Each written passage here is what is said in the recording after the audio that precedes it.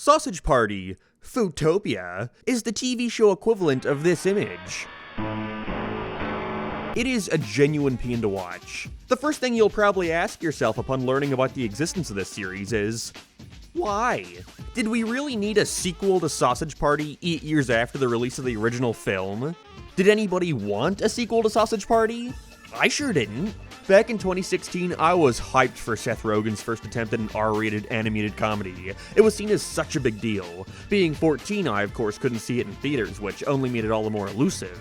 I recall it released around the time we were doing our yearly field trip in high school, in which the teachers had just about completely given up on doing anything educational, and so decided they would take us to a trampoline park and then a movie afterwards. We all thought we were so clever and could convince the staff that Sausage Party was a kids movie and that we would only come on the trip if we were seeing that.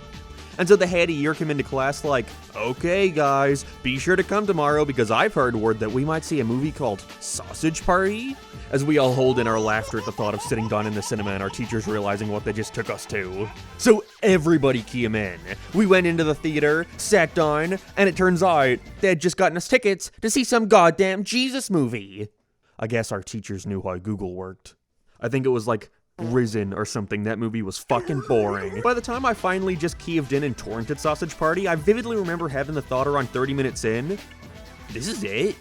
This is the movie I was so excited to watch? I wouldn't call it a bad film or anything, but what you're getting is basically your standard Seth Rogen fare, except the characters are cartoon food. It's got some occasional sparks of creativity, and the idea itself I think is really great, but overall it is brought down a ton by the writing. The whole movie is banking off the fact that it looks like it's for kids, and given that you'd assume they would make an effort to have the movie play into that.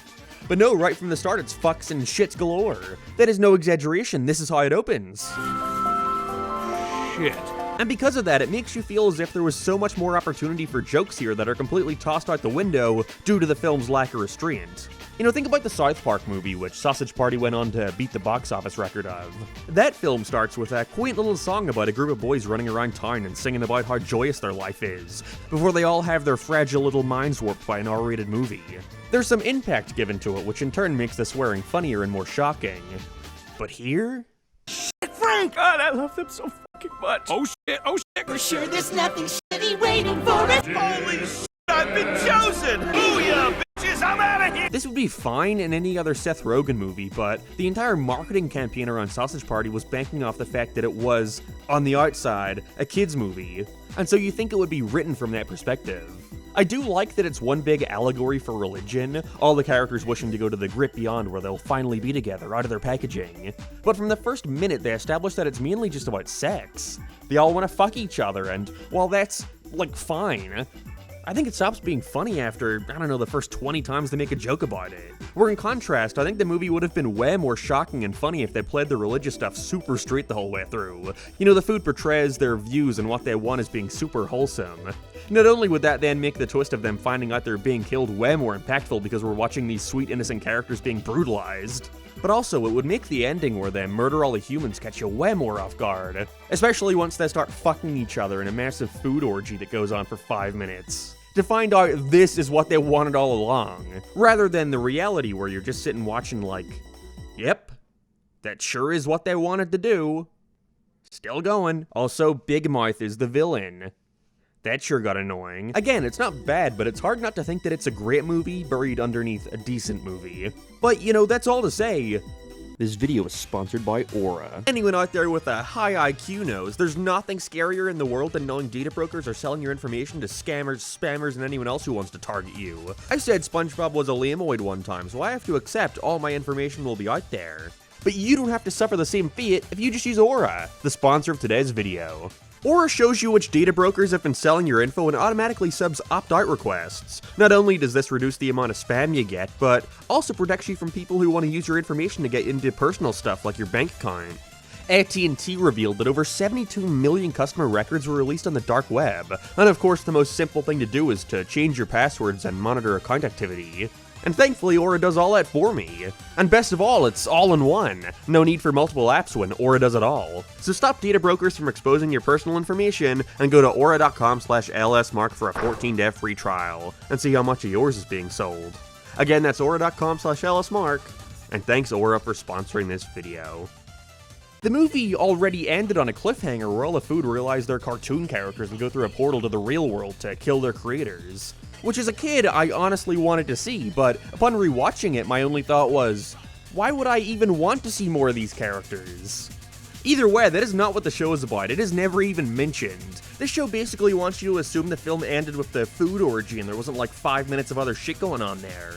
While you're at it, this character, all these characters, yeah, you might as well forget they ever existed either, despite being pretty integral to the plot of the movie.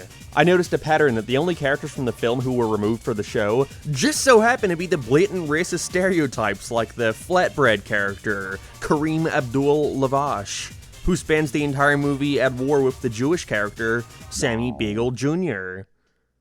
Sausage Party could solve the Israel-Palestine conflict is a real article a human was paid to write. Also dropped the Mexican taco character, the firewater guy, Mr. Grits who eats crackers. All these guys were clearly forgotten for obvious reasons, but at that point I have to wonder, why the fuck are you even trying to make this show in the first place then if only 4 of the characters are safe enough to carry over? Because what you're left with is a show that tonally could not be further away from the film. Huh. It's almost like having a majority of the characters in your franchise be nothing more than racist caricatures leaves you with very little to work with, especially once said racist caricatures are forcibly removed. Instead, this show picks up in a weird alternate version of the movie's ending where the food continues waging war against the humans until they become the dominant species on Earth. I guess we can assume most of their friends have died in these battles. It's the only time we ever even hear about Vosh. But I guess it would be pretty hard to act like he never existed since he ended the movie in a relationship with Sammy Bagel Jr. Sausage Party could end the this is of course why he is on the LGBT characters wiki, along with every other character in this franchise. Gentle peck. Keep going. Kiss each other again. You can open your mouth. Okay. It's funny because they're boys. Now the food are free to roam the entire time, trying to make the perfect Foodtopia, with Frank and Brenda being their pseudo-leaders. Also, yes, the show does look this awful throughout. To get it out of the way, I guess, let's talk about how ugly this series looks. My Sausage Party already wasn't the most visually groundbreaking thing out there, which only makes it worse in the occasional time where they cut back to the movie footage and we truly get to see how bad the Prime series looks. I mean, I at least hope the animators were paid fairly this time. Obviously, a CGI TV show is never going to look as good as its film counterpart, but I think having to watch these characters for so long, you know, around 3 hours, really drives home how uninspired and boring this world looks. The humans are disgusting to look at, especially the one they eventually kidnap for information about living on Earth. The food all move with these awful-looking stock animations that are reused over and over again, and overall the movement ranges so much from overly stilted to way too bouncy that it ends up completely ruining the tone they're going for. You know, here's a show where all the food fuck each other and swear and die brutally, yet it's animated like that Nickelodeon Kung Fu Panda cartoon. Jack, it's not you, man, okay? It's me. And the fact that I could never... Yeah, lip sync much? In the first movie, one of the better scenes is that initial reveal of all the food being massacred. It's pretty gruesome. But here, not only does it happen so frequently that it loses any and all impact, but the animation also isn't capable of presenting itself in a way that even gets close to what the movie was able to accomplish. And so most of these scenes where you're just watching them die again and again and again all start to blend together and get really tedious. Again, the show seriously highlights the limitations this world has. All the food wanted in the movie was to fuck each other. But here that only really comes into play for a brief period in episode 1. And so when you remove all the sex and brutality and any actual goal for these characters, all you're left with is a series of nothing but food puns. No joke, I want to say maybe 75% of the jokes here are just puns. Hey, would it not be funny if we sang "We Didn't Start the Fire," but instead of the actual lyrics, we just named a bunch of foods? Oh man, you gotta see Foodtopia, bro. They did this pun with the eggs, and then they did another pun with the eggs, and then they did another...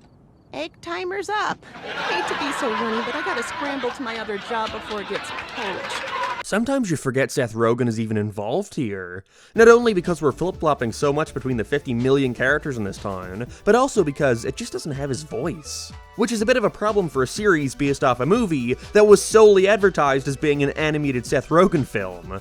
I watched the movie right before the show just to refresh myself, and after finishing it I said, wow, that movie was a lot worse than I remembered. Then after watching the show I said, wow, I really want to watch that movie again, it was way better than this crap. It's so slow and drawn out that all my friends and I wind up doing while watching was to start questioning the logic of this world. Like, it's not just food that can talk, it's also inanimate objects like toilet paper or condoms. You always got the idea that Seth Rogen just sketched the hot dog himself and thought it was funny, while hiring character designers for the rest of it. You know, this franchise is like the dictionary definition of that one male versus female character meme. But even on the most basic level, you're telling me that a chip bag is sentient, not the chips inside, just the bag, yet a bag of baby carrots isn't sentient, but the contents within are. Why wouldn't the hot dog bun be alive too? How come the liquid in a bottle isn't alive? What about normal tap water? Like, does life begin when it enters the bottle? And what part's alive, the bottle or the water inside it? Okay, they acknowledged it, that makes it okay. Of course, these aren't like actual issues I have with the show or anything, you know, who cares? But my brain just needed something to think about, because at the end of the day, you just don't give a shit about any of this. From the get-go, you understand that a world ruled by food is a bad idea. It's not gonna work. From Rian to birds, all issues that only appear once in the series, but they act like is gonna be some consistent struggle, but whatever. A world by food is a dumb idea, especially because, oh, I don't know, food fucking rots? A problem which you'd think would come into play more, like this lady is a bun, you don't think she'd get molded after a couple days of living in the sun? Nah, the series only brings it up when it's convenient to their overarching theme. Because while the movie is all about the topic of religion, Foodtopia is instead all about politics. So they quickly established that there's this one orange who's been using human teeth as a form of currency, even starting to steal them, like from this screen of rice at the start of the show.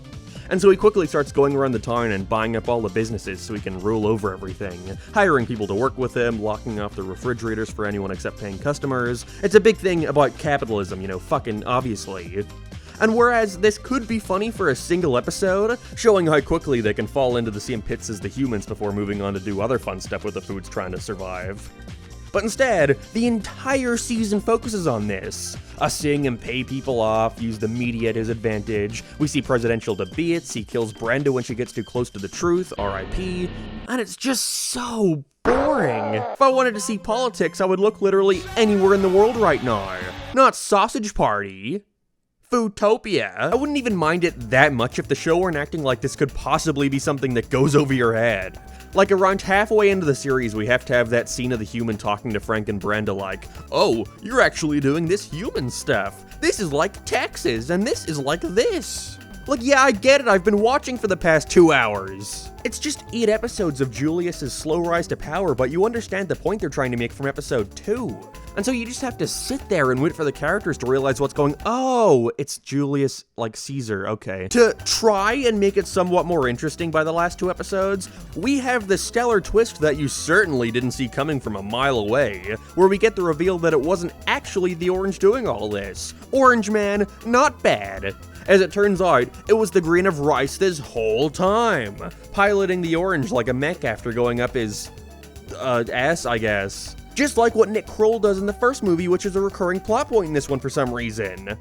You know, I like that Brenda makes a big deal throughout the show of, you know, food doesn't kill other food, but even after finding out it was just Julius being mind-controlled, she still chose to kick the shit out of him like he isn't just being an innocent bystander here. Whatever, I don't care. Again, this political shit wouldn't be as annoying if the problem weren't so cut and dry. Again, you get the picture after the first quarter of the series, you just don't care. Especially as we're consistently shown that every member of this Foodtopia is a massive asshole who only cares about themselves. Why should I give a shit if they live or die? It's so far removed from what the movie was attempting to do that it barely even feels like it's the same universe. Well, you know, until Frank starts fucking the human, that took me right back to the movie. But either way, they eventually expose the rice for what they've done, in which Frank chooses to forgive them for killing the love of his life, like the day after it happened, and trying to kill him too, sure. You know, I am pretty pissed they're gonna let them survive after all that. Shit, the scarecrow! Okay, cool. And if the show just ended there, then okay, fine, it's still bad, but whatever. But no, there's still 5 minutes left, in which we see all the food immediately start arguing again about what they should do. Frank suggests they follow Branda's wishes by suggesting they all abolish the teeth system and share everything, but they all like their currency too much. And so with no other options left, Frank decides to make the decision for them, by teaming up with the human and taking over the town, forcing them to follow his rules now. And then that's where the show ends. No, really, that's it. Oh boy, I sure can't wait for the communist season next year. I mean, if it even happens at this point, it doesn't seem like anybody is too fond of this show. And it's not like Sausage Party was that beloved of an IP in the first place. I don't know why they made this. I don't even know why I watched it. Morbid curiosity, I suppose. But I'm not even glad I did. I really got nothing out of it. You know, it wasn't like the most disastrous piece of media I've ever seen or anything. But at the end of the day, I think it mainly suffers from a serious lack of creativity. Who wants to watch a series about boring political issues, but with food instead of people, and it's animated like Cocomelon? Like, who gives a shit? All that's to say, I won't be upset if the Sausage Party legacy dies here, and I doubt many others will either. The end.